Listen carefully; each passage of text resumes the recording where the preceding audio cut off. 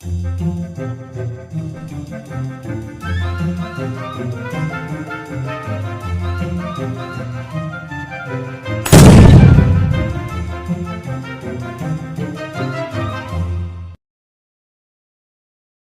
students, this is Manish Parikh in front of you. In this class we are going to discuss our new topic that is a part of type of reaction. Our new reaction is corrosion. तो इस class में students हम क्या समझेंगे कि corrosion क्या होता है।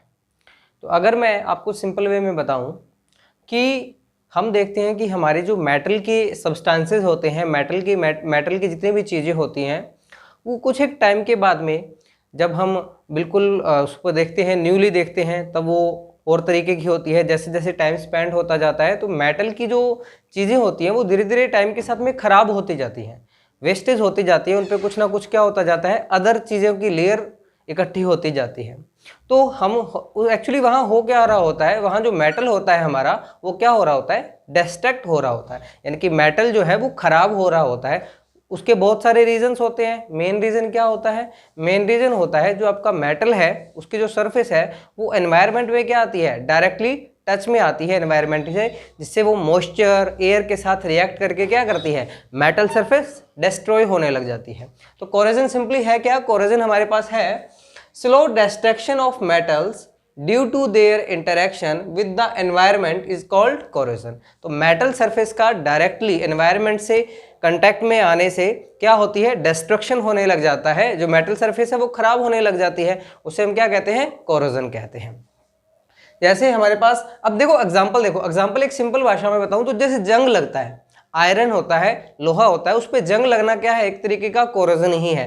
क्योंकि आपको पता है जो लोहा होता है उसको अगर आप ओपन रख दोगे एनवायरनमेंट के अंदर तो वो एनवायरनमेंट की मॉइस्चर के साथ में, एयर के साथ में रिएक्ट करके क्या लग जाता है, उस पर जंग लगने लग जाता है। तो ऐसे ही आपने देखा होगा जो भी आप कॉपर के सब्सटेंसेज, यानी कि आप जो कॉपर नहीं सॉरी सिल्वर की सब्सटेंसेज जो होते हैं, जैसे हम देखते हैं चांदी का आपने कोई ऑर्नामेंट लिया, आप थोड़ी देर उसको पहनते हो, थोड़े दिन महीने पहनते हो, तो उस पर एक ब्लैक कलर की या ग्रीन कलर की हल्की हल्की लेयर जमने लग जाती है। वो क्या है, वो है कि आपको चांदी की जो चीज आपने पहनी थी, जो सिल्वर की चीज आपने पहनी थी, वो क्या करने लगी, मेटल के साथ में रिएक्ट करने लग गई। ऐसे ही गोल्ड होता है हमारा, गोल्ड भी थोड़ा बहुत, हालांकि गोल्ड ज्यादा खराब नहीं होता, लेकिन गोल्ड पे भी थोड़ा बहुत इस एनवायरनमेंट का फर्क पड़ता है। तो सिंपली कोरोजन क्या हो गया हमारा, स्लो डिस्ट्रक्शन है किसी भी मेटल सरफेस का इंटरेक्शन के साथ में, यानी कि एनवायरनमेंट के साथ में सीधा इंटरेक्शन आने से।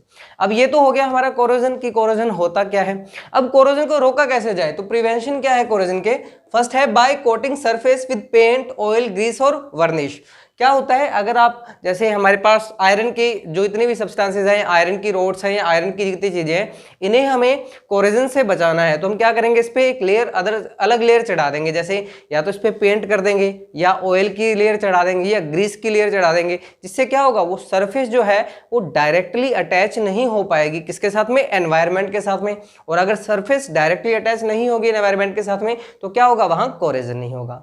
या फिर एक और तरीका हमारे पास क्या है, by coating a thin layer of any other metal which does not corrode, कि आप मेटल के ऊपर कोई एक ऐसे मेटल की लेयर चढ़ा दीजिए जो कि क्या है, लेस रिएक्टिव है। तो लेस रिएक्टिव है तो एनवायरनमेंट के साथ में रिएक्ट नहीं करेगी और हमारा मेटल कोरोड नहीं होगा। एग्जांपल देखिए, कोटिंग आयरन विद जिंक, यानी कि आयरन की जो हमारे पास शीट्स होती हैं, आयरन के जितने भी सब्सटेंसेस होते हैं उन पे जिंक की कोटिंग कर दी जाती है। इस प्रोसीजर को हम गैल्वेनाइजेशन कहते हैं। तो इससे क्या होता है, जो हमारा आयरन होता है वो कोरोड नहीं होता, उस पर जंग नहीं लगती। या फिर और क्या होता है, ब्रास विद क्रोमियम, जो ब्रास पे किस चीज की कोटिंग कर दी जाती है, क्रोमियम की कोटिंग कर दी जाती है, जिससे क्या होता है, ब्रास भी कोरोड नहीं होता है। तो ये स्टूडेंट्स हमारा क्या था, कोरोजन था। इसके बाद में एक और हम चीज पढ़ते हैं जो कि क्या है, रेंसिडिटी। स्टूडेंट्स अब हम हमारे नेक्स्ट टॉपिक पे बात करते हैं। अभी हमने बात की थी हमारे टॉपिक पे जो कि क्या था, कोरोजन था। अब हमारा जो नेक्स्ट टॉपिक है वो है रेंसिडिटी। तो रेंसिडिटी क्या है स्टूडेंट्स, रेंसिडिटी आपने देखा होगा कि जब भी हमारे घर में या कोई भी ऐसा प्रोडक्ट जो ऑयल में बना होता है, यानी कि ऑयली प्रोडक्ट जिसने ऑयल कंटेन कर रखा होता है, उसको काफ़ी देर तक अगर हम खुला छोड़ देते हैं तो उसके अंदर क्या आने लग जाती है, स्मेल आने लग जाती है, या फिर उसका टेस्ट जो है वो चेंज हो जाता है।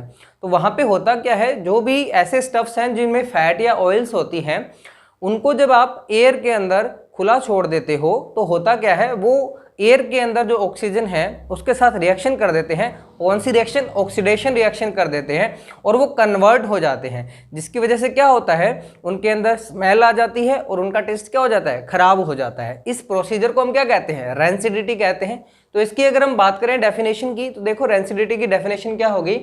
Rancidity is the natural oxidative chemical degradation of oils. तो क्या है? ऑक्सीडेटिव केमिकल डिग्रेडेशन, यानी कि डिग्रेड होगी चीजें, डिग्रेडेशन होगा किसकी वजह से? ऑक्सीडेटिव केमिकल, यानी कि ऑक्सीडेशन की वजह से। तो जो एनवायरनमेंट में ऑक्सीजन प्रेजेंट होगा, वो जो आपके ऑयली या फैटी जो फूड स्टफ्स हैं वो क्या करेंगे? उस ऑक्सीजन के साथ रिएक्ट करेंगे और डिग्रेड हो जाएंगे, यानी कि खराब हो जाएंगे। इसको हम क्या कहते हैं? रैंसिडिटी कहते हैं। Rancidity causes a change in the smell and taste of the fats और ऑयल्स और any food stuff containing oil. Rancidity से होगा क्या?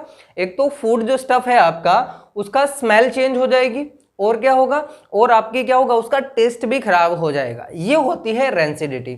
अब रैंसिडिटी से कैसे बचा जा सकता है या रैंसिडिटी को कैसे कम किया जा सकता है? तो स्टूडेंट्स, आपने देखा होगा जो भी आपके ये चिप्स के पैकेट आते हैं, कुरकुरे के पैकेट आते हैं, ये बिल्कुल एयर टाइट होते हैं ना, बिल्कुल उसमें एक गैस भरी होती है। तो वो गैस कौन सी होती है? वो गैस होती है नाइट्रोजन गैस। क्योंकि हमें पता है जो फूड स्टफ हैं, ऑयली फूड स्टफ हैं, वो किसके साथ रिएक्ट करके खराब हो रहे हैं? ऑक्सीजन के साथ में। तो वहां उन पैकेट्स के अंदर क्या किया जाता है? नाइट्रोजन भरी जाती है, यानी कि ऑक्सीजन बिल्कुल नहीं होती, सारी की सारी गैस कौन सी होती है? नाइट्रोजन होती है। और नाइट्रोजन के साथ में ये ऑयल्स और फैट्स होते हैं, ये बहुत ही कम रिएक्शन करते हैं, जिसकी वजह से ज्यादा लंबे समय तक वो पैकेट के अंदर क्या रहता है, जो आपके जो भी चिप्स वगैरह है वो ज्यादा समय तक, लंबे समय तक ठीक रहते हैं, उनका टेस्ट नहीं बिगड़ता, उनका स्मेल नहीं बिगड़ती। तो अक्सर ये क्वेश्चन पूछा जाता है कि जो चिप्स वगैरह के पैकेट होते हैं, कुरकुरे के पैकेट होते हैं, इनमें कौन सी गैस भरी जाती है? इनमें नाइट्रोजन गैस भरी जाती है। क्यों भरी जाती है? ताकि रैंसिडिटी की प्रोसेस क्या हो, बहुत स्लो हो जाए या फिर ना हो, इसलिए। क्योंकि नाइट्रोजन जो है वो रिएक्ट नहीं करती इन स्टफ के साथ में, ऑक्सीजन क्या करती है? इनके साथ में रिएक्शन करती है। तो ये क्या था? हमारा रैंसिडिटी वाला पोर्शन था। इससे पहले हमने कौन सा पढ़ा था? कोरेजन पढ़ा था।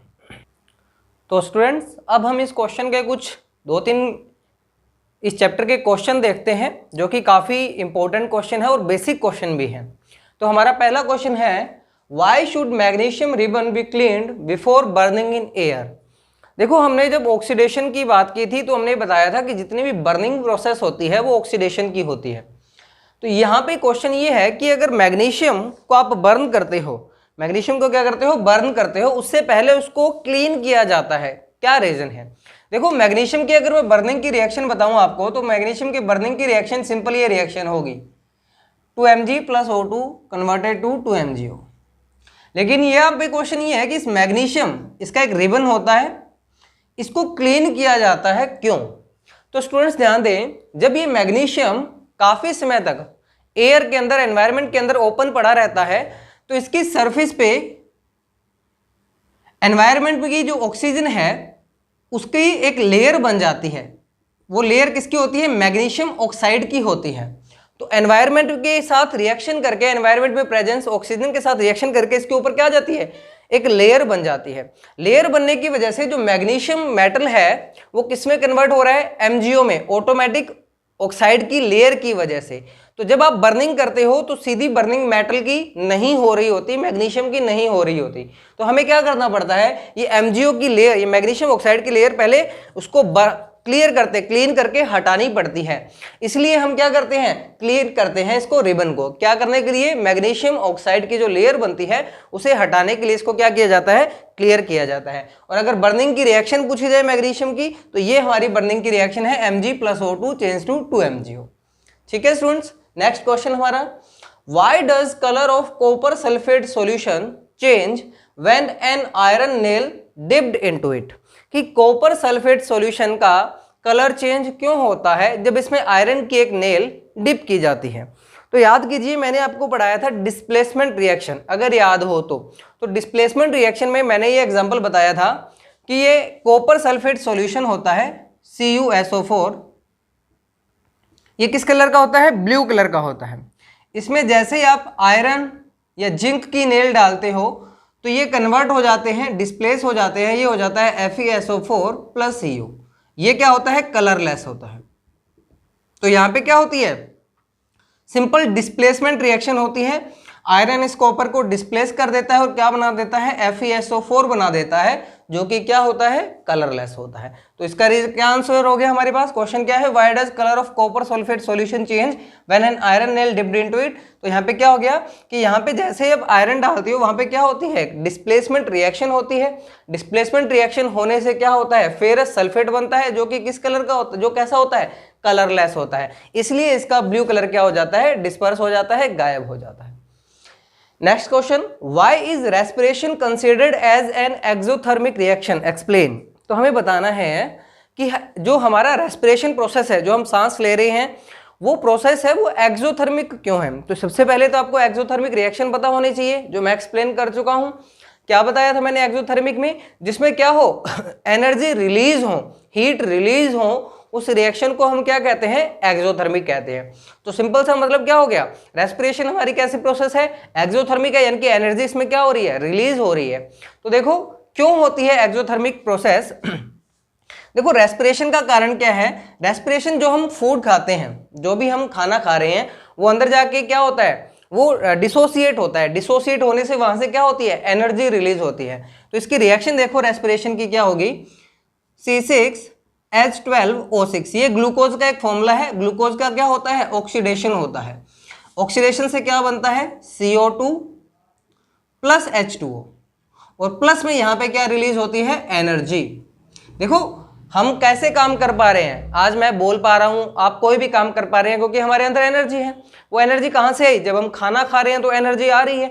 तो वो खाना कैसे काम करता है, देखो ये ग्लूकोज, तो हम जो कार्बोहाइड्रेट लेते हैं वो ग्लूकोज है।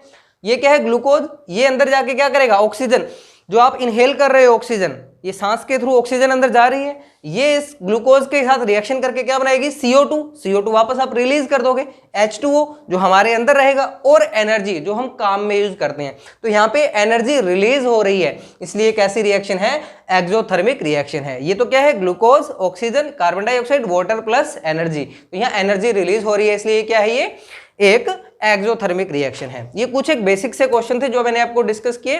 तो इसके साथ ही हमारा जो ये फर्स्ट चैप्टर है स्टूडेंट्स, वो कंप्लीट होता है। होप सो आपको ये समझ आया होगा। Thank you so much.